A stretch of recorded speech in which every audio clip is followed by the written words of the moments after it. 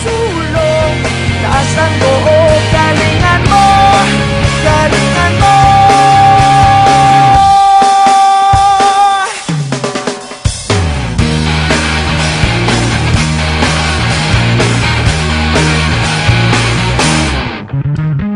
Ito ngayon ang hamon ng ating panahon. Sabayan natin ang ikot ng mundo. Kahit ano mang sabihin ng iba, kahit na ano pang isipin nila, nalit sa iyong sarili, maniwala sa iyong sarili.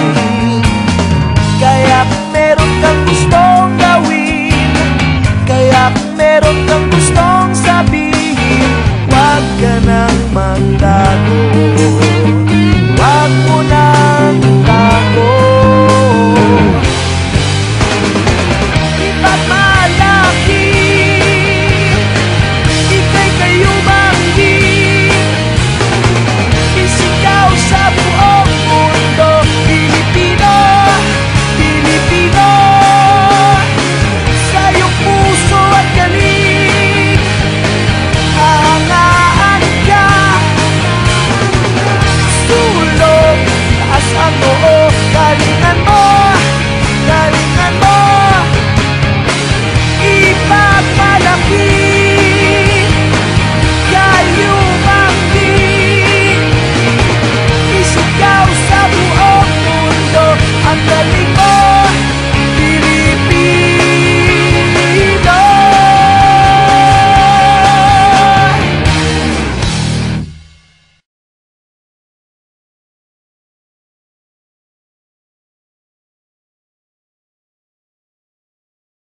Okay, ready? Okay, Ready? ready na? Okay, ready na, ready na. Supermans? Ready na. Okay, ready? 1, 2, 3. Kinakabahan ako ngayon. Oo nga rin. Oo nga rin talagang... Ano kaya tatanong sa atin? Oo nga rin. Kaya natin yan. Kaya natin yan talaga. Supermans. Tanong ko lang po, ano pong nararamdaman nyo ngayon na kasali na po kayo sa Talentadong Pinoy?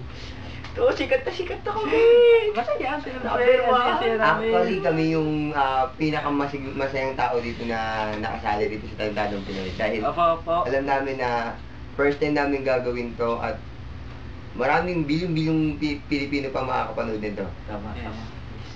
Okay po. Yung sunod na tanong naman po, ano naman po yung reason kung bakit po kayo sumali dito sa Talentadong Pinoy? Alright. Yung reason po, yung reason. Ang totoo niyan, kaya kami sumali sa Talentadong Pinoy. Sama-samang palad talaga eh.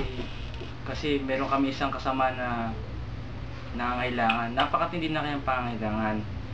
At hindi ko masabi. Yung kaibigan namin to, ay talagang todo suporta sa amin. Ito'y nagkakaroon siya ng matinding karamdaman ngayon. Tama. Ang karamdaman ito ay Siya lang meron. meron.